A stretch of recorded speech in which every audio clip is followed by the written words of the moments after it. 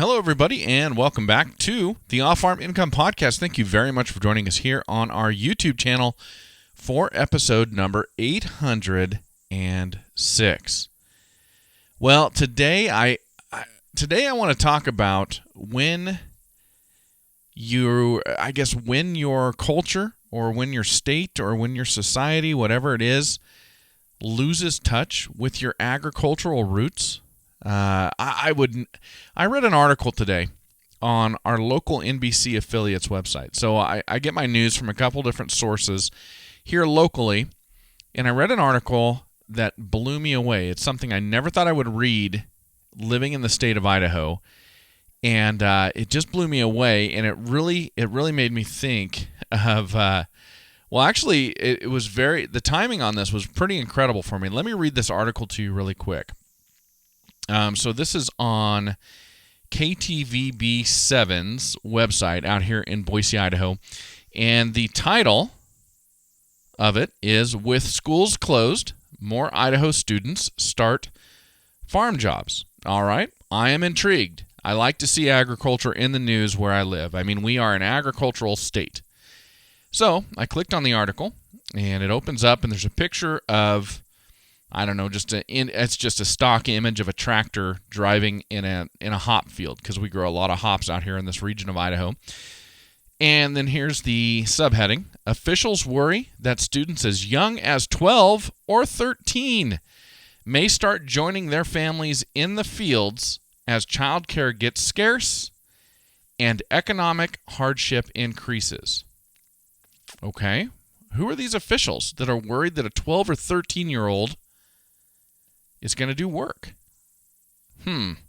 So I went down, and I'll read you the article. It's pretty short. It says, Canyon County, Idaho, and then it starts, with students doing schoolwork remotely during the coronavirus pandemic, officials say more youths are filling their days by doing farm labor and other agricultural jobs. The Idaho Statesman reports that, I don't know if I'm reading this bad or if this is just poorly written. Let me start that sentence over.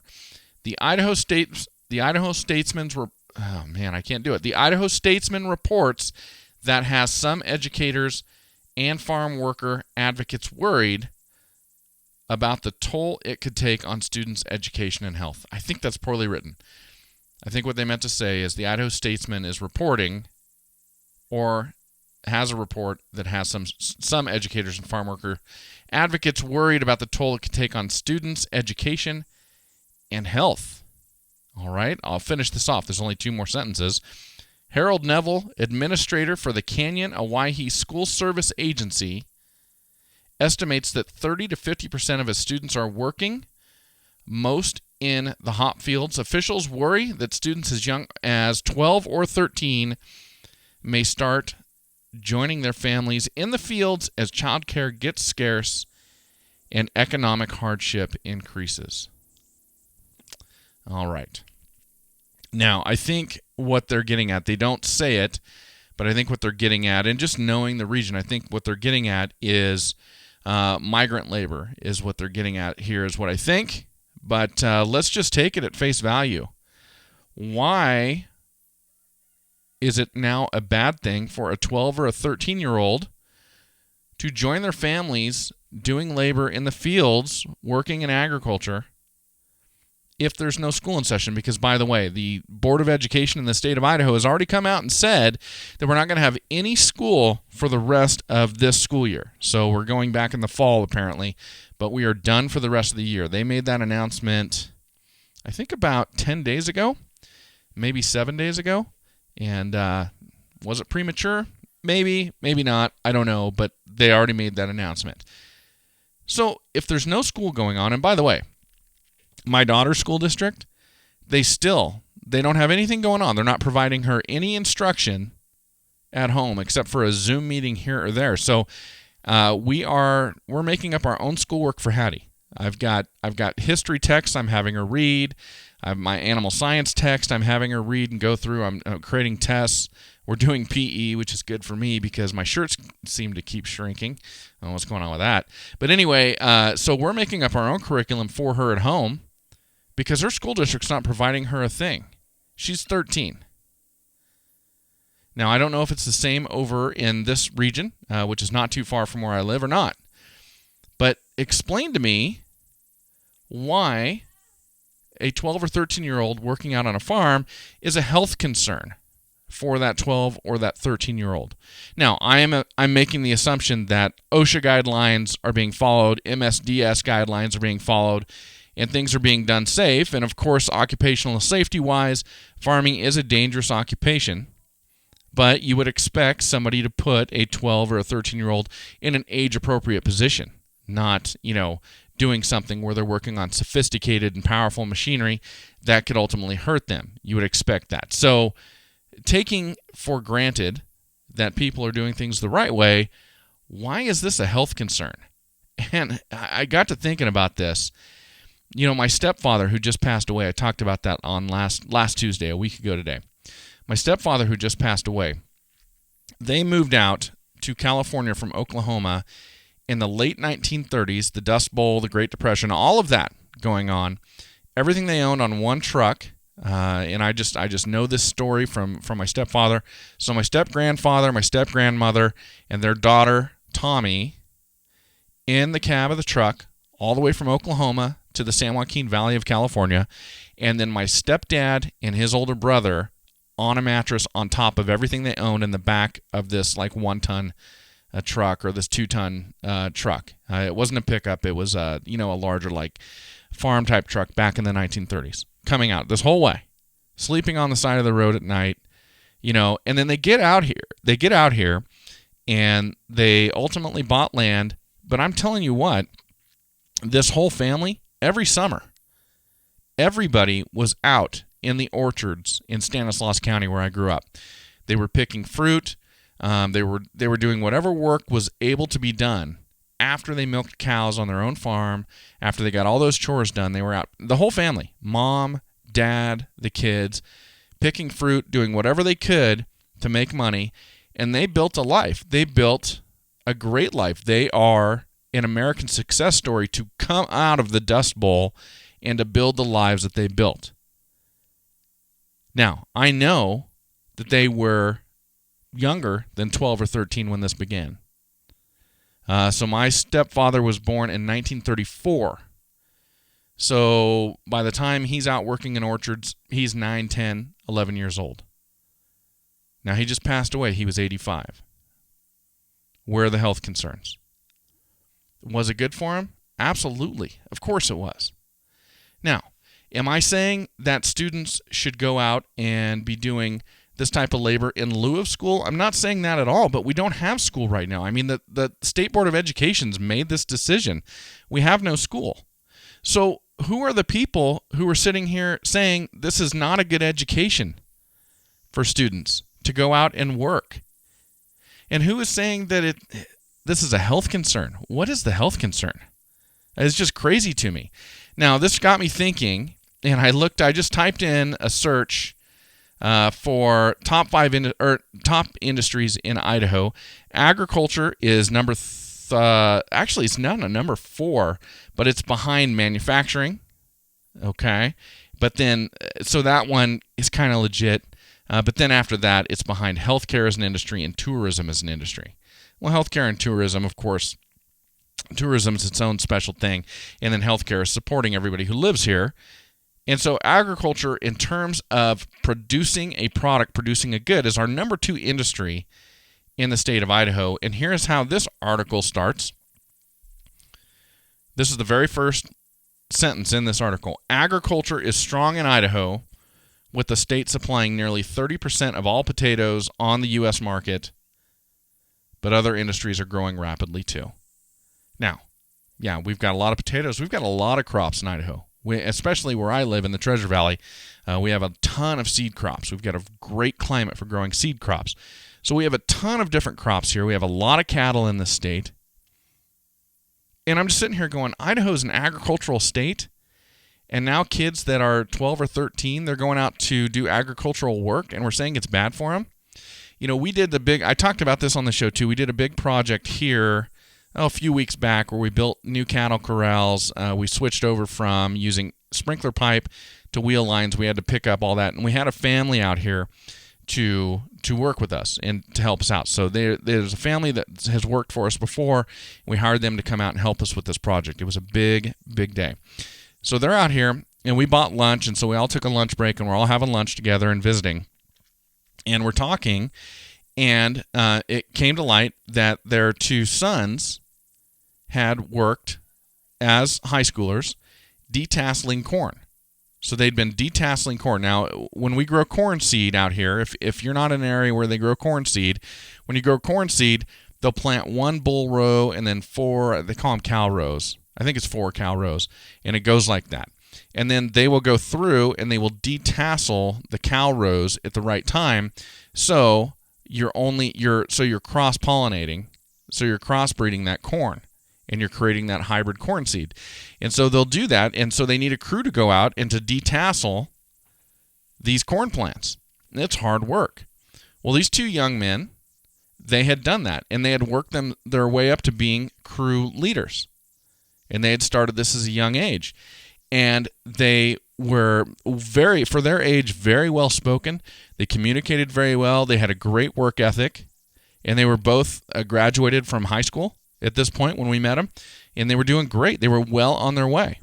And while we're having this same discussion, we brought up the fact that our daughter Hattie is going to take a job this July detasseling corn. It's already been offered to her, and she says she wants to do it. And it's going to be tough. We've warned her, hey, that first week, if you can get through the first week, you're going to be okay. But that first week, you are going to be hating life because you've never done work like this day after day after day.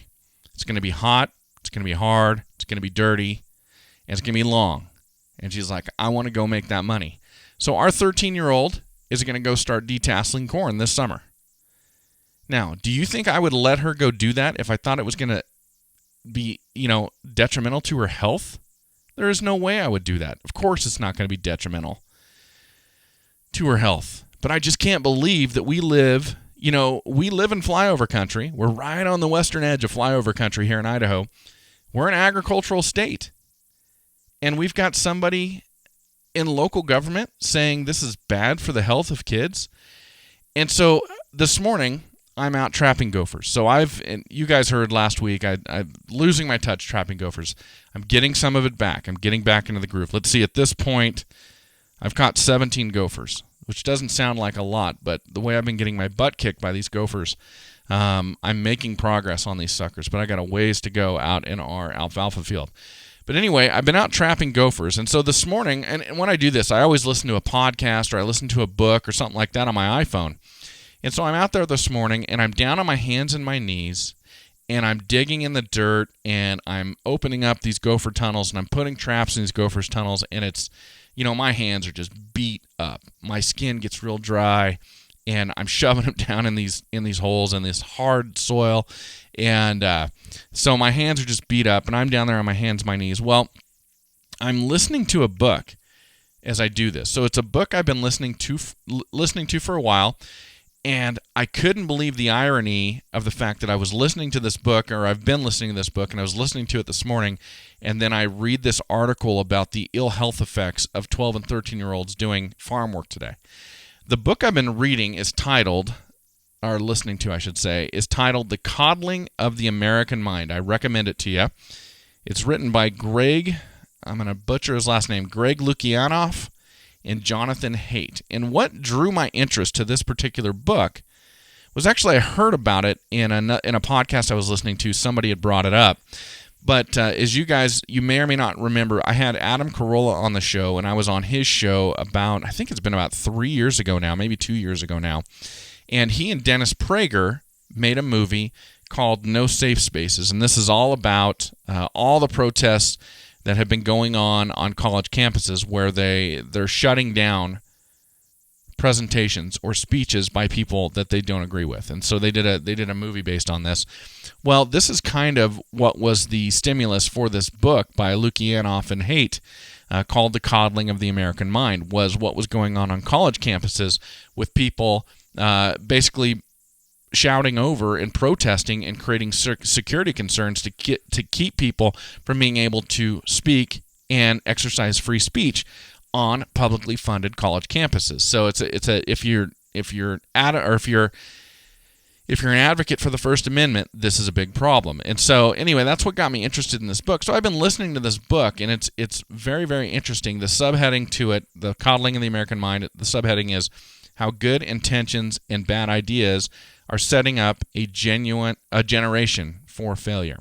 Now, ironically, this morning I was listening to the part of the book where they were advocating for kids as young as 10 and 11 to get out and do independent things. Go out and start experiencing adulthood a little bit. Go out and start doing things that require you to be independent, require you to take some risk, require you to be a decision maker. And they were advocating for this, and they were talking about all the benefits to kids in their development from going out and doing these types of things.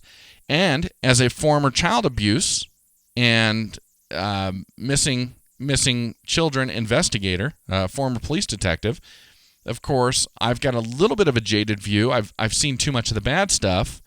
And as I was listening to this, they said something that I completely agreed with, which is our crime rates are low.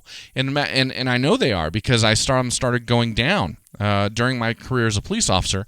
And they cited the statistics, and our crime rates in America, at least at the time they wrote this book, which is 2018, so just 2 years ago, maybe not even 2 years ago now, our crime rates were at 1962 levels, the same as 1962. And so what the point they're making is there's a ton of fear out there, and there's a ton of parents that won't let their kids do anything without them. And they are coddling these kids, and it's creating a generation of adults who have been coddled who they need safe spaces. They can't hear things that they don't agree with because they consider it an attack on them. And it was really interesting to hear what they were advocating for. They were advocating for give your kids a gap year.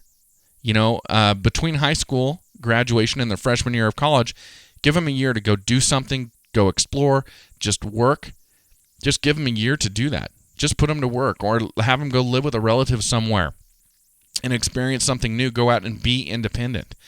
And they're advocating for, can we please go back to how our generation was raised, my generation in the 70s and early 80s, or generations before that, where we experienced tons of free play, where we could go out, we'd play with kids on the playground, whatever it may be. There's a chance we could get injured.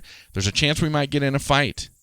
There's a chance we'd have a conflict that we would come up with some way to resolve on our own as kids without the interference or the intervention of adults. They're making these points today as I'm listening to this, and I'm listening to everything they're saying, and I'm really liking what I'm hearing because that's the way I grew up. Valley Home, California, my goodness. I mean, out till dark, on a bike.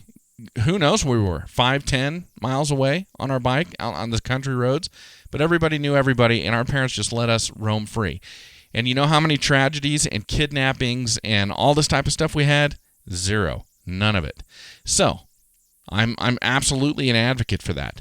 So I'm listening to all this today about how we need to go back to that, and then I'm thinking back to the decision that Autumn and I made when we bought our farm, which was Hattie was turning 5. She was getting ready to start school, and she was going to be going to school in Boise, Idaho at that time, if we didn't make a change, at a school where you were going to have a lot of these helicopter parents. And in a totally different value set than either Autumn or I had. And that's when we really got busy and really got serious and said, we need to find our farm and get out there and raise our kid the way we were raised. So I'm thinking back to that this morning. And I'm sitting there with a little bit of ego, a little bit of pride going, yeah, we made a good decision, because our daughter, she's going to pull corn tassels. She's in 4-H. She's going to be in FFA. We make her go do things that have some risk. They've got adult responsibility, all this type of stuff. And we need to give her more. And feeling very, very proud. But then I'm thinking, well, of course we do. I mean, we live in Idaho. We're Idahoans, right? And then this afternoon, I read this article about the health risks to kids working in agriculture because they're 12 or they're 13 and people are really, really worried about them because kids are going to actually go out and do work because of this pandemic and the school shut down. And honestly, I could not believe what I was reading. I could not believe it. So what can I say? I don't know what to say. So all I know is what I read here totally reinforced what I've been listening to in this book, which is this coddling of our youth. My goodness. These kids that go out and do this work, they're going to learn how to work. They're going to learn how to be around adults. They're going to learn how to communicate. They're going to be ahead of other students in a lot of ways. And of course, when school gets back in session, they need to be in school. I agree with that. But school's not in session right now. And by the way, where are these articles during the summer? When school's out for the summer, and these kids are all going out working with mom and dad, and they're working in the fields, they're working in agriculture. Where's the article warning me about the health detriment to my daughter this summer going out and detasseling corn? Where is that? I never see these articles during the summer. So I don't know. I can't believe in Idaho there's an article like this, but we here in the Treasure Valley where I live, we are changing quite a bit. We really are, and we're having a lot of people move in who are at least one, but probably two generations, maybe three, removed from farming and understanding where their food comes from. And of course, these days, so many people leave their house, they go into a garage, they get into a car, they get out of their car, they go into an office, they sit in a cubicle, they go back down to the parking garage, get in a car, into their outdoor time is minimized. Everything is climate controlled. There's a lot of that these days. So we're losing touch with the fact that there's risk going out and working outside and working around equipment and all these types of things. There's always going to be some risk. But man, when did we get to the point where we can't do a cost and benefit analysis? When did we get to the point where we can't look at the cost and the benefit of your 12 or your 13-year-old going out and doing this type of work and go, yeah, the benefits here outweigh the cost by about 100 times. Come on. I have done some horrible, difficult manual labor jobs in my life, and some of those jobs have been the greatest motivator. Me graduating college it's like 98% of a miracle. That's how unlikely it was that I would graduate college. And yet I did it. But I tell you what, the motivation that got me over the top was I had done some work that I did not want to do for the rest of my life. And that's the motivation that got me over the top. When I would sit there and thinking about blowing off class or not studying or maybe just throwing in the towel, I thought, man, I do not want to go back and do that for the rest of my life. So I'm going to get this degree to open up some options for me. This works different for everybody. This happened to be my personal case. But doing some jobs that are hard out in the sun where you're sitting there going, man, air conditioning would be nice right now. I'll tell you what, that's a great motivator for you to go out and do something to grow yourself, right? And the irony of it is, of course, I came full circle, came back and went, I'm not working doing manual labor outside in the sun enough, and came back to it. But it's nice for that to be a personal choice, not my only option. So, I don't know where this is coming from, but I just think it's so easy for people to write stuff like this and not give it any critical thought, or write this and have no frame of reference. No frame of reference. I dare you, find me a farm kid.